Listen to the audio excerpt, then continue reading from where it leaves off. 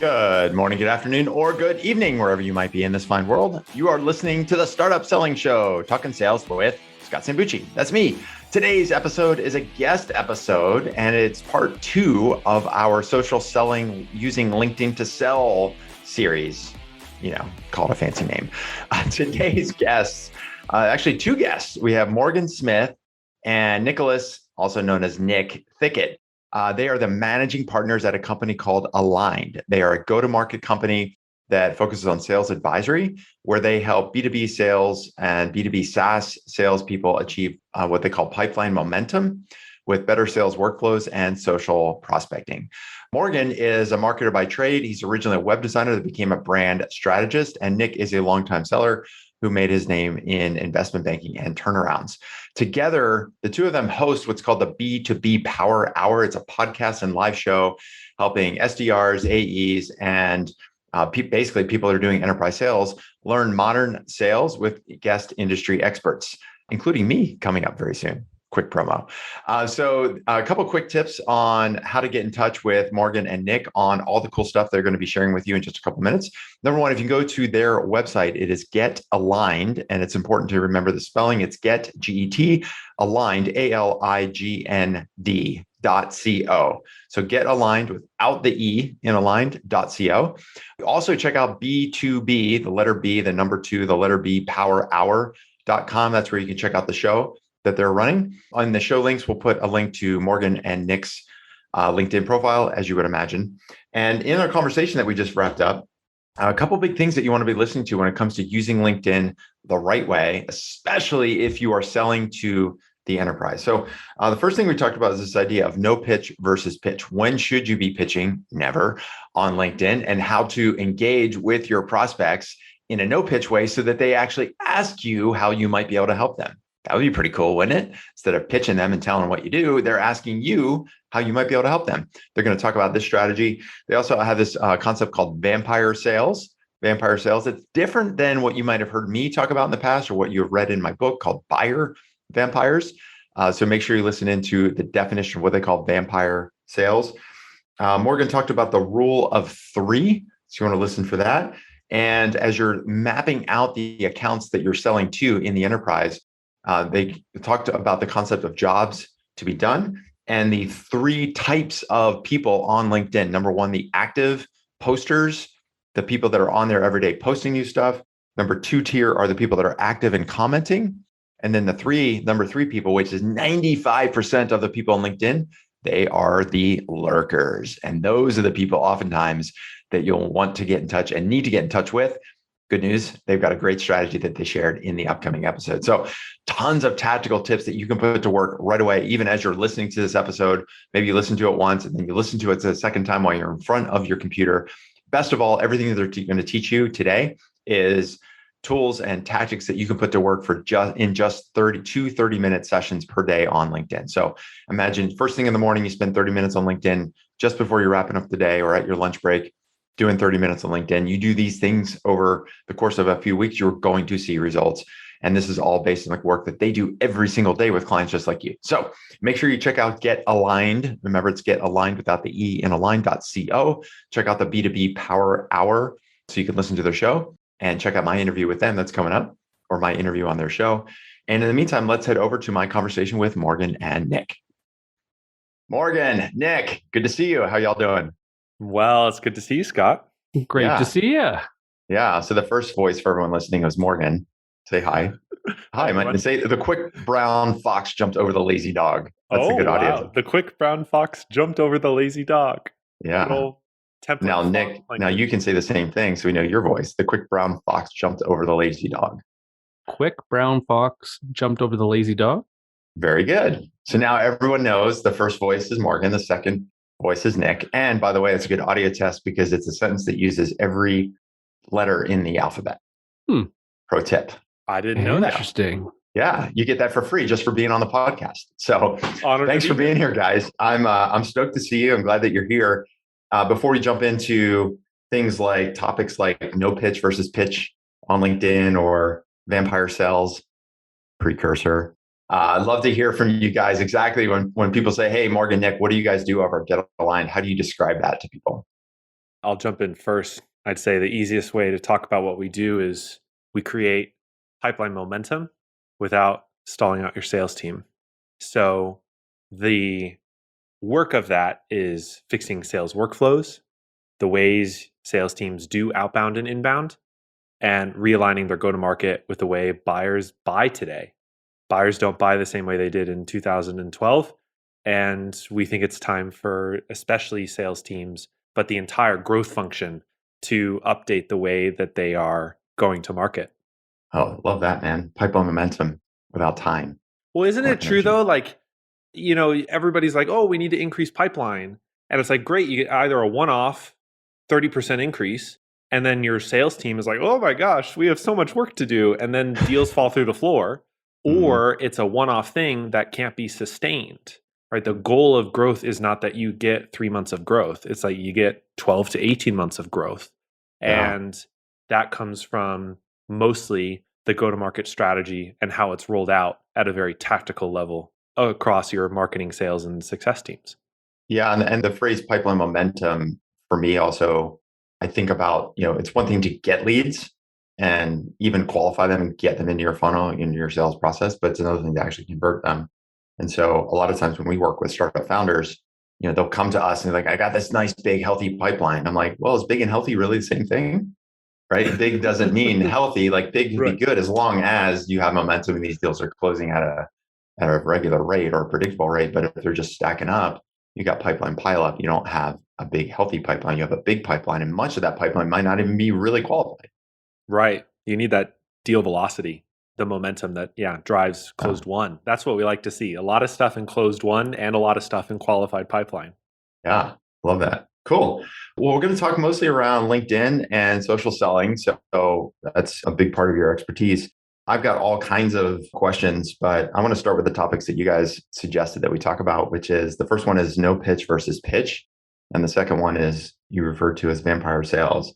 So you just told me these are topics that you feel like are good ones to cover. I have no idea. I kind of have a sense, but let's cover the first one first, pitch versus no pitch. And I'm assuming what you mean is on LinkedIn, should you be pitching or not pitching? But you guys take the show from here. Yeah, it's the gist of it. But the problem is that LinkedIn is a social network. We're there to network. We're going to get to know people. We're there to research and do it. We're not there to be sold.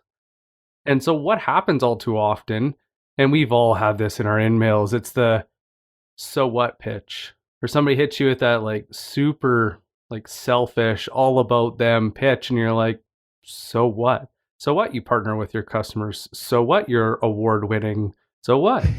But it was interesting when we started working with a few customers and we told them, what happens if you didn't tell them what you did unless they asked? What if that was the number one rule is you were never allowed to pitch until somebody opened the door? And that's where vampire sales came from. So in folklore, vampires weren't allowed in your home unless they were invited in. Oh, I didn't know that. And so it was a joke. I'm like, embrace the vampire. Stop pitching unless you're invited. And it just was one of those silly jokes that just kind of grew and grew. And Morgan would bring it up in consulting calls and people loved it. So that we made it just as a rule, like as you're social selling, unless they ask you what you do, don't tell them. Just have a good conversation. Love that. It has changed everything. It changed everything about your engagement strategy too. Because if let's say you're not allowed to pitch until somebody asks you, the goal now is to ask increasingly difficult questions or add increasing amounts of insight that gets somebody to lean in and say, okay, hold on. What do you do? What is it why are you here? I mean, you've shared so much. That's vampire sales. Yeah. And I'm just imagining more generally a social situation. Let's say that somebody say they won a gold medal at the Olympics and they walk in the room, they're like, I'm a gold medalist. And you're like, cool. But what if you got talking about whatever it is they're gold medalist on? Or there's a running joke, my wife is a pilot. Like, how do you know there's a pilot at a party? They'll tell you. So yeah, this idea of like the no pitch, make them ask is really cool. So what would be a couple of examples like, okay, I find somebody who I know could be a good fit based on, outside metrics, the company size in the industry has the right role. We tend to work with companies like that. you want to approach that person on LinkedIn in a no pitch way, what would be an example of a thread that, or types of questions that someone could ask using that rule that they're not allowed to talk about the product or the company? So it's a great question because there's actually like 7 different ways. We've Of course. numbered them. It depends. No, I'm not going to stick with the marketing answer. I can give a couple. We joke that marketing is famous for answering it depends, but there are about 7 different ways to actually, we would call it warm up an account. So a warm up motion is getting them to know who you are. And if you step back for a second and you think about sales in general, the essential challenge is to be credible. And that's true on any platform, right? Do I trust you? Are you as good as you say you are? Are you showing up with good intent, right? Can you actually solve a problem that I'm having? Those are those essential qualities of credibility. And that's true whether you're on the phone, sending an email, out on social. It just happens that on social, your face and your name and a little headline is attached to everything you're doing on LinkedIn, or same thing on Twitter without the headline. And the goal then is to use the available tools to build credibility before a call, before jumping into the DMs. So our favorite is to use influencers, comments sections to find ICP leads, ICP clients, and kickstart a conversation. So if you know that there's like 5 or 10 different influencers out on LinkedIn, folks who aren't the Gary V's, right? We're thinking 5 to 30,000 followers, and they post content a lot. Chances are that some of your ICP accounts or ICP leads at your accounts are going to be in the comment section commenting. And some influencers are really good about replying to comments, but honestly, there's posts that you just can't get to everything. So when you find an ICP lead that has commented something, inside the comment section, you reply. And there's a lot of ways you can do that. You can continue the conversation. You can ask a question. You can make a joke. That's my favorite. It requires emojis because like text only jokes. It's or GIFs, or even tag in somebody else that you've been having this conversation with and just like kickstart that conversation. And we obey, here's another rule. We had vampire sales previously. We obey the rule of 3, which is 3 round trip conversations. So 3 round trips, you say something, they say something, you say something, they say something, you say something, on and on. Then you can send a connection request. And we have about 100%. I think we actually always have 100% acceptance rates. And you can use the note inside the connection request to continue the conversation in the DMs. So there's the transition from the commenting or the DM stuff, and it's a smoother transition into let's connect. Yeah, and we all get those passive notes, right? Like, I'd like to add you to my network. And anymore, I'm like, yeah, you're going to pitch me. I always just wait for the pitch, And this is a different way to warm up because you're building credibility before you're sending that connection request. And you're hopefully asking insightful enough questions, or you're having a good conversation that it makes sense to translate that into the DMs. So we call that the influencer comment play is one of the 7. Okay, so just to define influencer a little bit, because I can imagine there's some questions from people. I'm a little bit fuzzy. I mean, I get the idea of an influencer. I like the parameters of somewhere between 5,000 and 30,000 followers because I've got 11,000. So some people are like, you're an influencer. I might do a post that has 5 comments, and then I do a post that has 50 comments. So you don't know. But I guess at some level, right, we're getting comments. So that's in a sense an influencer. But then so it's like almost somebody who's selectively famous in your vertical. So if you're selling to biotechs, or you're selling to credit unions, or you're selling to telecom companies, you're finding people that are selectively famous as an influencer.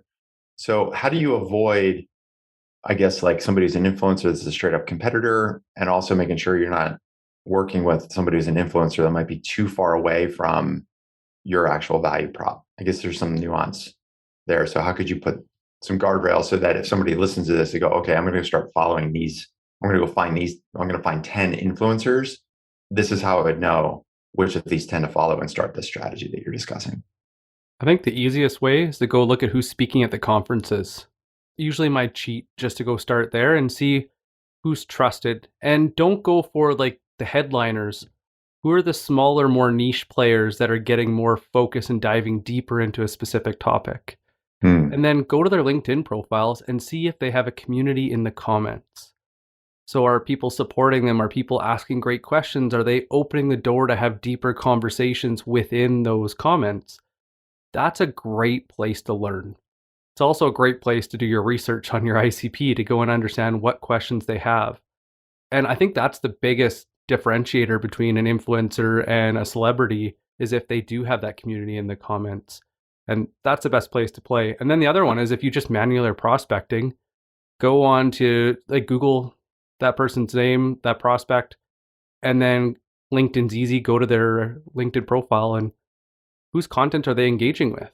Where are they going back to get their industry information? Where are they looking to advance their skills? Who do they trust? And really what we're doing is we're getting trust through association. Hey, I know that person. Josh Braun always posts really good sales development content. Maybe I should be going and looking at him. Or, that Jen Allen or that Megan Mishak and her discovery is just top notch. And then you just get known. It's like going to the coffee shop. It's not good enough to go there once. People might recognize you after a week or two. Once you've done that over time, people start to see you as part of the community, and now a big door open. Hey, folks, we're off and running in my conversation with Morgan and Nick over at Aligned. Hope you're enjoying it so far. If you are looking for some help, not just getting leads, for example, using LinkedIn, but thinking more holistically about building a repeatable, scalable sales process, I got good news. That's exactly what my team and I do every single day at Sales Qualia. We work exclusively with B2B tech startups that are selling to the enterprise, that are trying to make those big leaps in their revenue and in their sales process. So many of our clients come to us in that sub-$1 million revenue category, trying to break through that first million. And we have many other clients that have made the big jumps from 1 million to 3 million, 3 million to 10 million and beyond. So regardless of where you are in that early stage, growth stage part of your sales process, chances are we can help you out, assuming you're friendly and coachable and you actually want the help. So if you're the kind of person that thinks they might want some help, or even just want to have a quick chat with me or somebody on my team to understand more about your situation so we can jam on a few ideas, brainstorm some stuff that you could put to work right away, then I would encourage you to book what I call a situation session, appropriately named.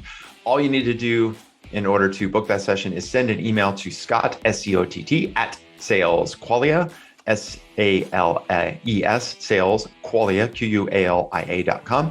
You can just put the word situation into the subject line. That'll tell my assistant, Serena, who typically checks my email, that you want to have a chat. She'll know that it came from the podcast because you're using that subject line. And from there, she can schedule us in for a quick 15-minute chat. So head over to your email right now, type in Scott at salesqualia.com. The subject line, put situation. That's all you need to do. Hit click send, and Serena and the rest of the team will take it from there. So that's it for now. Let's head back to the conversation with Morgan and Nick. By the way, you mentioned Megan Mishak. She's one of the coaches in our coaching program. She teaches our clients around customer discovery. That's why we have her, because she's so awesome at that. So you guys didn't even know that, but she just goes to show she is an influencer when it comes to that. Like, she's selectively famous for teaching Medic in that community for people selling enterprise solutions. Exactly. Yeah, she's top notch. For sure. Okay, so then if we extend this, so now you've done some commenting. What do you call it? The 3 cycle? Yeah, the rule of 3. Rule of 3. I've always thought of it as, maybe I'm a little too aggressive. I think of it as 2 volleys. I do 2, but maybe 3 is a little better. More than 1, right? More than 1. Hey, how are you? Good. How are you? That's not a conversation. No. So 2 is what I've used. I might try it 3 though, because it's like it's just another level of depth, right? You're just further pre-qualifying people that want to engage. But assuming you're doing this, you start sending a connection request. How do you think about then approaching not just that person, but an entire account of people? Because if we're selling an enterprise solution that's $100,000, we know it's more than just, say, the head of the business unit. It's also, maybe the risk person needs to get involved, or the CTO needs to get involved, or the director that works for the head of the business unit. You can't just rely on that single point of contact. You need to map the account. So how do you go about, or do you go about using LinkedIn for that? Or is that an off LinkedIn thing? How do you think through that? So it was not too long ago, Morgan had been trying to go and pick this out of my head for a long time. And I accidentally threw it out on a live show. And he's like, "You've never told me this before. I didn't realize like you actually What else haven't you been telling me, Nick? Yeah, Exactly. I know. Who are you? The private conversation in the live chat was so funny. But I was saying, the problem is everybody like searches for this like mythical one decision maker. But what they don't realize is when they do that is they're finding the person that's in the eye of the hurricane, completely sheltered from everything going on around them because they're too busy. They're focused on something else. Unless they're getting a call in the middle of the night, it's not their problem. People will always complain. So that it's not a big enough push for them to do anything about it. The why change, why now isn't answered. And so I started looking at it like an earthquake. And when you get away from the epicenter of the earthquake, there's going to be different magnitudes of its effect. And so I started to look at the problem and how it was felt as if it was that epicenter of an earthquake. And who was closest to feeling the biggest impact of that problem? That's who I would start with.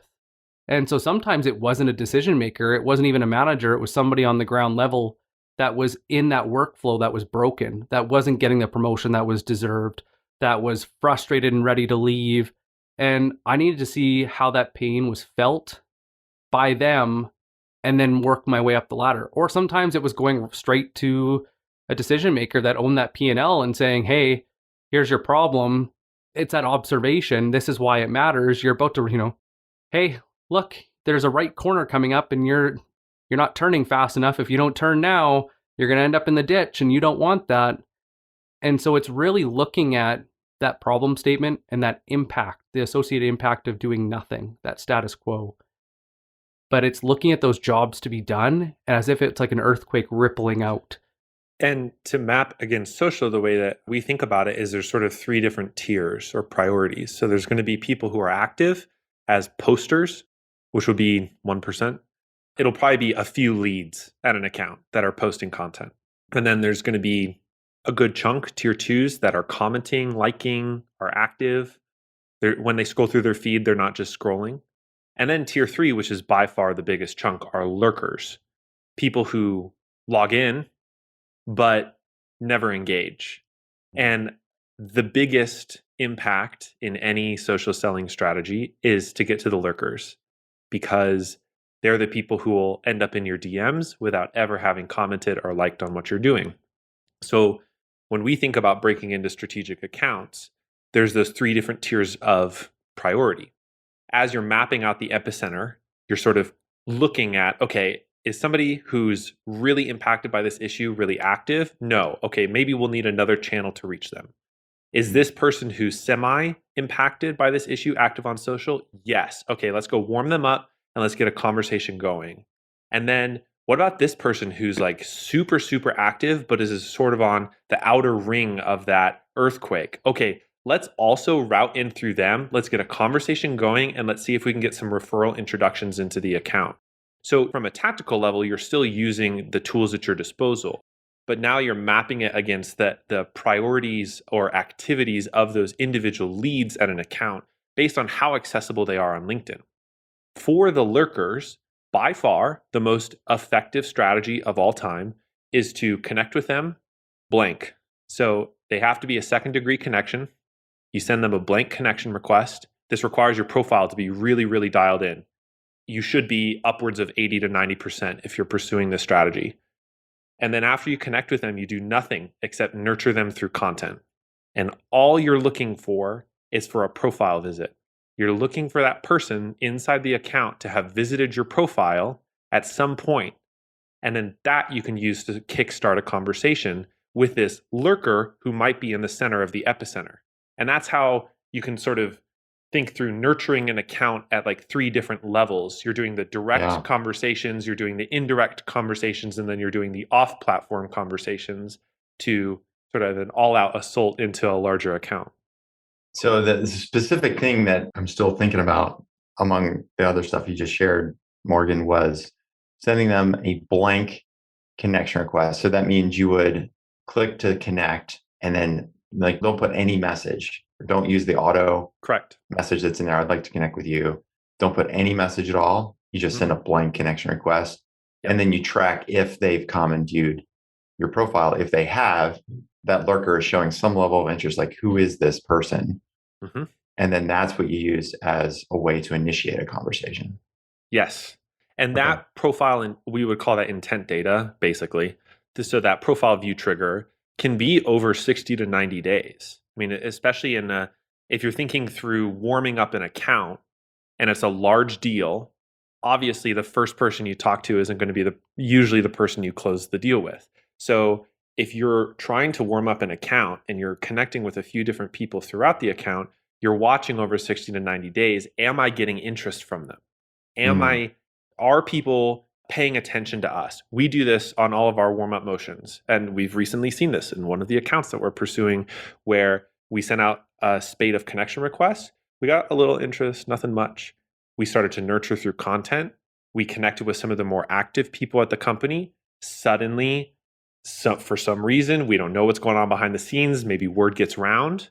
And suddenly we see this whole list of people from the company viewing our profiles. And we go, oh, okay, something's working here. They're talking about us. They're talking about us. You got to check this guy out. You got to check these guys out.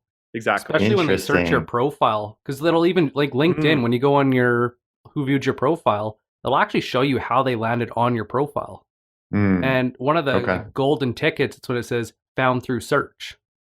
But it means they went into LinkedIn search, searched your name, and then got to your profile. And so when you have an account that you're going and working and trying to warm up, and all of a sudden you're seeing now they're searching you, you hit on something. Yeah. And so that event where they view your profile, it doesn't necessarily have to be the next day after you sent the blank connection request. You're actually waiting and looking back. Okay, 60 days ago, I sent these 10 blank connection requests, and now you have to obviously track this stuff to some degree. But then you say, oh, now 60 days later, they've come to view my profile. Then that means that they're seeing the content somehow. Otherwise, it might have saw my post and said, oh, who is this guy, Scott? Sales coach, huh? And then they click and they want to learn more.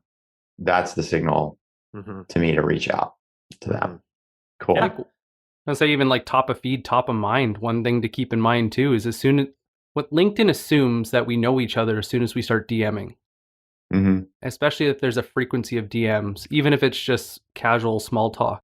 But what it does is it signals the algorithm to go and put my content top of feed. And so it's really important as you're going through this, whatever platform you're on, to start conversations, whether it's in comments or DMs, to prioritize your content because it shows that there's an affiliation. And so how would you do that with somebody you sent a blank connection request to? You haven't started to DM with them. How would you use that? Yeah, that's the balance. Yeah, you probably wouldn't in the first half, but as soon as it starts to show some level of intent, that's sort of how this can be like a flywheel where you kickstart a DMs and then they see more of your content and then it accelerates the deal cycle and it moves faster and faster. Yeah. And that goes back to your original strategy, which is if you're commenting and they're commenting back and you have this rule of 3 going and then you send the connection request, it's very natural to continue the conversation in DM. LinkedIn sees that and they're going to keep feeding your contact to that person because they see that you have a closer relationship than to the person who just accepted your connection request. Bingo. Got it. That's cool. As you were describing this, actually, one of our clients who's been with us for over 3 years, I started the conversation because he came to my profile. I didn't know who he was. And I was like, this is interesting. So I looked at common contacts and I saw he was connected to 2 people that were really kind of like, why would he be connected to them? So I just shot him a note. Hey, John, saw you stop by my profile. Not sure if you need anything, but I thought read about your company, thought we might connect. And he emails me back right away. Oh, my co-founder, Steve, his wife knows you from when you were at this other company and she's been following you on LinkedIn and we're working on sales. And Steve said, I should check you out. That's so cool. And then we hopped on a call and another call. Within a few weeks, he became a client. Now he's been a client for 3 years. So this is, 3 years ago, that stuff was working, but that's pretty cool. That's a great tip for people.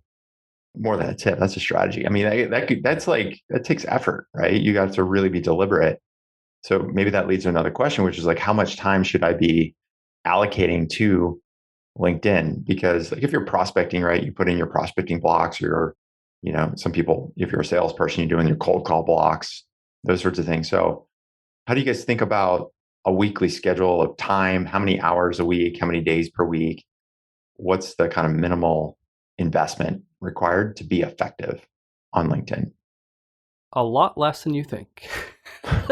When you say that, so is everyone else. Honestly, if you do 30 minutes in the morning and 30 minutes just before the end of the day, that's all you really need, unless there's a specific strategy or a play that you're running to do more. And so like first thing in the morning, you're putting out your piece of content, you're running your influencer strategy, and this is all in that 30-minute block. And then you're just commenting away. As soon as you hit that deadline, stop.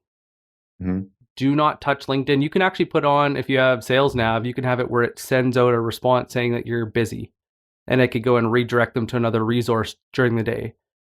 But the goal is to start enough conversations in that morning block that when you come to the evening or afternoon block, then now you're just continuing conversations. So if you think of it like a bench, you're building yourself a hot bench. And so every time you go back on LinkedIn, a bench of leads or contacts, you mean? Yeah. Ongoing conversation. So instead of always having to start new conversations, you're continuing conversations. And as Morgan had talked about earlier, this is really critical because the algorithm loves to spread comments. And so as you're commenting, people that trust that person or associated with them now see your content. And so it has this magnifying effect, and you're only putting in an hour a day just going through that motion. So now people will start looking at your profile, which says, hey, I'm a little bit more interested. So you're going to get inbound just from doing that. You're going to get the people that start asking you questions back, which then starts conversations, rule of three, and away you go.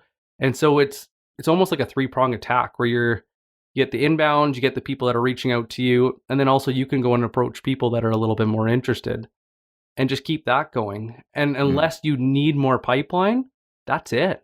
Throw your cold call blocks in the middle of the day, do more account-based sales in the middle of the day, put your meetings in certain blocks, and just stick to that routine so you're just nurturing conversations. And then if somebody gets cold, kick them out. Replace them with a better conversation. And then you're always working a manageable amount of conversations with the right people. I like the 30 minutes in the morning and the afternoon for me personally, right? Because I might get onto the computer, and unless I have something like super specific, I got to get done before, like I tend to work like 6 to 7 in the morning before my family wakes up and I got to do school. I got this little like magic hour. And sometimes I'm like, I got to get back to the person I talked to yesterday. So I got to send that follow-up email. But other times I'm just thinking about, okay, what can I do in the next hour that's helpful to kind of move things along and get it out of the way and get it done? And it's just kind of like, it's like a warm up in a workout. You're like, okay, 30 minutes to ease into the day and get my brain working and seeing what people are talking about. It's like reading the news. Then I'm going to spend the second 30 minutes doing whatever thing. And then I'm going to make breakfast and take my son to school and do all the rest of the day. And then the cool down at the end of the day when I'm a little brain dead and I'm like, not going to do another call and certainly not going to do any heavy lifting, but okay, let me just knock out 30 minutes here before the end of the day. That's a pretty manageable way to do it. And the timelines work really well because you're hitting different people that might be checking in the morning versus checking in the afternoon. And also the thing that helps a seller, many sellers we work with, including ourselves, is we don't get too eager. We don't try and push it. And this is like the mistake on LinkedIn, right? We push the conversation. We're trying to get to that meeting. We're trying to push it so we can get to that rule of three. It's like, well, look, you got other stuff to do. All right. This is a conversation that's happening. The 3 doesn't have to be in an hour. The 3 could be over like 6 weeks. Yeah. It could be back and forth in different instances where you've been building up that credibility. The way we think about this at a strategic level is if the time from first touch to closed won is approximately the same between like traditional methods and social selling, the time to pipeline is just going to be a lot longer on social. So what happens is you're going to have more time warming up the account and more conversations with them before they enter your CRM. But all the data we see is that once they enter the CRM, they close quicker. Yeah. Unlike, and again, that's a credibility thing. Because in traditional sales, you don't have the credibility on the first call that you do if you send an email after engaging with the director for 6 weeks out on LinkedIn. Like they'll see Scott in the inbox and be like, oh, I was just talking with him the other day. Yeah, like, this is great. Yeah. And then the deal moves much faster. So I totally agree. I mean, we see this with our business and all the time. People are following on LinkedIn and then, once they book the call, I mean, I've had people get on the call and they're like, oh, I just listened to like 3 of your podcasts, or I just went through and read like 4 of your articles. I'm like, cool. It's like, I don't have to introduce myself versus sometimes I'll get a cold introduction, or somebody will just like, I actually sometimes get DMs from people like, hey, I was searching for sales coaches. I was wondering if you could send me a proposal. I'm like, no, because I actually need you to do the work to make sure we're a fit before I'm going to like try to sell you stuff, because maybe I don't want to work with you. Maybe you're not a good fit for what we do. I don't even know what your business is.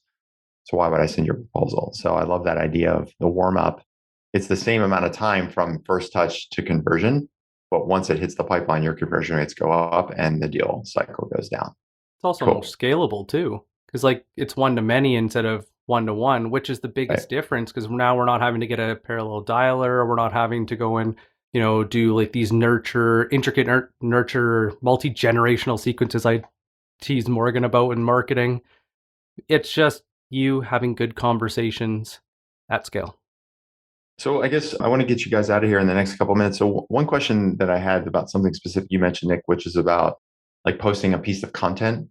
So for some people, like, what does that mean? Because it can be frightening to think like content means I have to write an article, blog post, something big and significant. And I don't have time for that.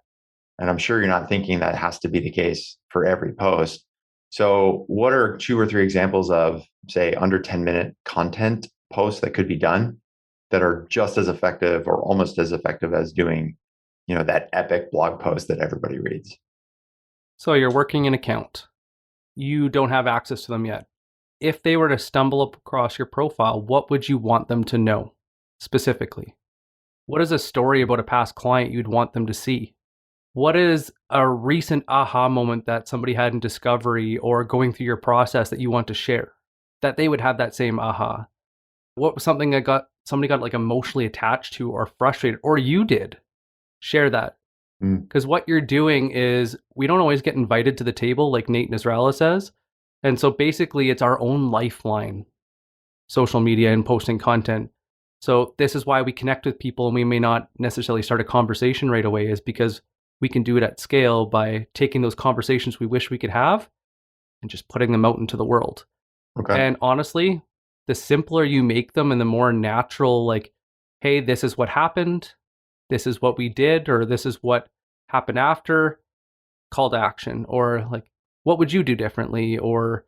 But as simple as you can tell that story, emotion and all, that's what wins on social right now. That's why a lot of those quick posts do better, is because you're telling it as it is. It's so true. Oh my gosh. I did a post like a week or 2 ago. I literally ripped it off in 20, 25 minutes and posted it because I was just like, I got to get this out. And I posted it and we had like 60 comments on it. Mm-hmm. And then other posts where I'd like take half the day and I'm going to get this perfect. And I'm like, I can't wait to get the feedback. So good. I just can't wait to send it out there. And then all day it's like crickets. The only person that's liked it is my assistant. She's like, good post. Like, what happened? That was an epic post. So that's the consistency piece, is like, don't get too wet on like an individual post. It's like, just do 2 or 3 posts a week, keep it short. And for me, I'm thinking like, I just came off a client call just before you guys, which is why we started a little bit later than we scheduled. And they were talking about pipeline. They were talking about critical dates and mutual action plans. So to me, I'm like, well, that's an easy post. Like, hey, I was just on a coaching call with a client and they were really struggling with getting deals to commit in Q4. And one of the things we talked about is the importance of critical dates and mutual action plans. By the way, if you want some help with that, click here and I can send you a template. Best content ever is the stuff that comes from customers or gets prospects excited. That's it. Mm-hmm. And one little pro tip to add on also is, if you have a really good comment, repurpose it into a piece of content. I mean, if you're commenting anyways, and they're good comments, you might as well take it, maybe reshape it a little bit so it makes sense as like a standalone post, and then repost it. And there's a piece of content for the day too. Yeah, I've seen LinkedIn that I think it's more recent they started doing this, but it's like, hey, would you like to share this as a post? Yeah. Which is great, because then you don't have to come up with a blank sheet of paper and what am I going to write about? It's just like, oh, I was commenting on this thread about this topic. Here's 3 quick thoughts I wanted to share with everyone. Exactly. Yeah. All right. So we could probably go like another 75 hours on this, clearly. I mean, I have so many more questions that I didn't get a chance to get to. So we'll very well have to do a part 2 at some point. In the meantime, when people listen to this, they're like, okay, these guys clearly know what they're talking about on LinkedIn. I want to get some help structuring this or thinking through our strategy for our company. What would be the best way for them to get in touch with you other than a connection request that's blank? I was about to say, come to LinkedIn. The main place to go would be Get Aligned, and that's GETALIGND.co or .co. So Get Aligned. So no E in aligned. Yeah, there's no E in aligned. Get Aligned, no we're E fancy, in aligned. like a cool little startup, I guess. GetAligned.co. And it's .co. Yeah. Get Aligned, no E.co. Got it. Yep. And if you're looking for just more resources, more conversations, live shows between Nick and I talking about this stuff, or with probably some of the best experts and guests on not just social selling, but frankly, enterprise selling and a bunch of other stuff for in modern sales in the remote sales era, you can check out our show. That's at B2B PowerHour.com. We have 120 episodes and counting there. And there's some great conversations in there to dive into and learn from. And Scott will be on there soon. Yes, he will. Yeah, we've got something coming up soon. I know we talked about it. I'm not sure when, but It's looking forward to that. It's Soon. I hope it's not today because I'm not ready. Well, guys, listen, so appreciate your time and your expertise. Thanks for coming ready to go, man. You guys brought some major content and ideas and strategies. Absolutely, for everyone listening, head over to Get Aligned, GETALIGND.co. We'll put that link into the show notes. Check out these guys. Check out their B2B Power Hour. Is that what you called it? B2B Sales Hour? Power Hour. B2B Power Hour. Yep. Yeah, Power Hour. Sorry about that. And these guys know what they're doing. That's why we're talking. I wouldn't have them here if they weren't experts. So go check them out. Get some help from them. And we'll see you guys soon. Sound good? Sounds good. Thanks, Scott. All right, guys. We'll get you on your way. Thanks for sharing your day. Talk soon. See ya. All right, folks, that's a wrap. Thanks so much for listening to the Startup Selling Show. If you haven't subscribed to the show, what are you waiting for? Click subscribe right now, wherever you're listening to this podcast, whether it's on Apple Podcasts, Spotify, somewhere else, so you never miss any of the upcoming episodes that are coming. Number two, if you haven't left a review, please do that. That's one of the best ways for those podcast platforms like Apple Podcasts to find and recommend our podcast to other people just like you. And number three, speaking of other people, if you've got a friend or 10 that you know could benefit from this particular episode or any of the 200 or so shows we've done over the last 7 years, flick them a quick note, shoot them a text and say, hey, I've been listening to the Startup Selling Show, Talking Sales with Scott Sambucci. Check it out. Send them a link to where they can subscribe. And that's the best way still for us to gain more and more listeners so we can help more and more people just like you.